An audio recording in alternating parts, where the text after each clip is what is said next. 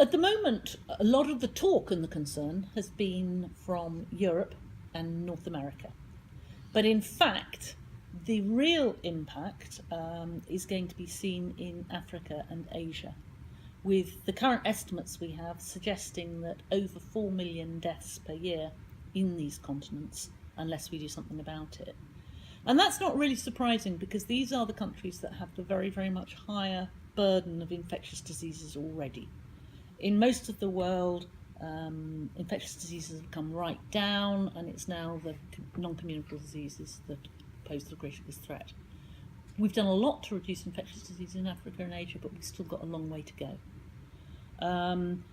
These countries are also, they have the least resilient health systems, and so least capacity to deal with it. They've got fewer health workers, less good diagnostics, less access to quality medicines.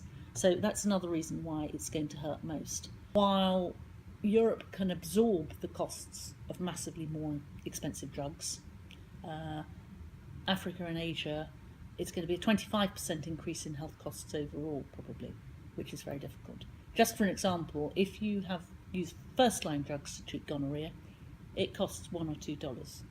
Third-line drugs are $75, and that's simply not going to be affordable in many countries. Similarly, these are the countries where the middle class is growing, urbanisation is growing, the demand for cheap protein is growing massively. So there's a big pressure to intensify livestock production, and with that, the drive to use many more antibiotics. And similarly, a private sector that is relatively unregulated, and so controlling AMM both and the use of antibiotics both in the human and the animal sectors will be substantially harder. And so it's all these things coming together to create, if you like, a perfect storm, and much more of a problem with antibiotics unless we do something about it.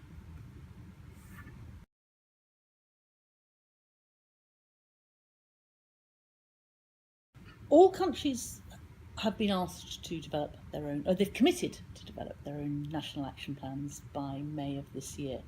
And there really has been very substantial progress across the world in all regions. And so far, as of February, we've got 62 countries with a national action plan, 65 working on them. And it's been a very interesting process, and really encouraging countries to develop a One Health approach. Some of the countries that already had plans, they'd been very much focused on just the human sector. But there's been a very strong steer that this has to be a One Health approach. And so getting not only the human sector, but the animal sector, the vets, and ideally the environment and others together from the start to undertake a situation analysis and work out where their problems are, where the threats are, and what they're going to do about them, how to prioritise, has been, a very interesting and effective process. I think most countries have found it's easier to do the human side. We've been talking about it on the human side for a long time. People understand about resistance a little bit more, and actually getting poultry farmers and fisheries experts and livestock people to talk about this and think about this. There's been a steeper learning curve. And I'm also realising, I'm a human health person myself, just how much more complicated the animal sector is. And when you have to pull together the poultry farmers, the chicks, the beef, the fisheries, all together, it's a messy process. And so our FAO colleagues, it's taken longer. It's taken longer to convene everybody, to develop the momentum, to develop the awareness, to develop the understanding, and to develop that clarity on what your first steps are. Because even if we can say that in the long term we need to change our agricultural practices and everything else, what are the first steps you have to take? Because the politics associated with phasing out growth promotion, use of antibiotics and growth promotion, are quite difficult in the practical steps, so we need to get the baby steps started. And that's been quite challenging. And very often it's a slow process. These sorts of issues very often have to be taken at cabinet level because they're multi-sectoral, and just getting a paper through the governance processes It can take a long time and so be challenging. But I think what people have found is quite useful is actually to know who their colleagues are in the agricultural and vet sectors. And in some meetings you go to and you find that these people went to university together, they're mates and they meet all the time. In other places they're meeting for the first time.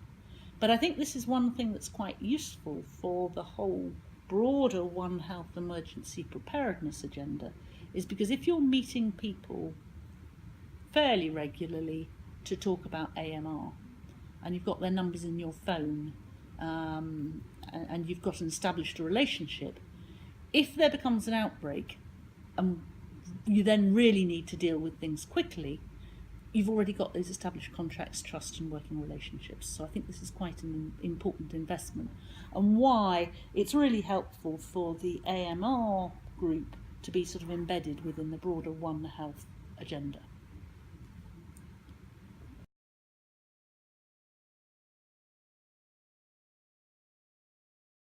AMR is a shared problem between the human and the agricultural sectors and a range of other sectors. And we're only going to address it, we're only going to preserve these drugs for our children and our grandchildren if we work on this together. And it's really good that it is a package of the JEE and is seen as a core component of the whole health preparedness agenda. Because actually what we're talking about is building resilient health and agricultural sectors and having a good interface between them and trust between them. And just as we need to have resilient health systems to address outbreaks and new zoonoses and new threats, a whole range of threats, AMR is a similar but a slow burning threat. And we need to be investing in infection prevention, good drug use, everything else, good surveillance, all those core components to address it, just as AMR. Some people have talked about a sort of AMR being a peacetime threat, but that we develop the systems and processes so that when they're challenged by a new epidemic, we at least know we've tested them a bit.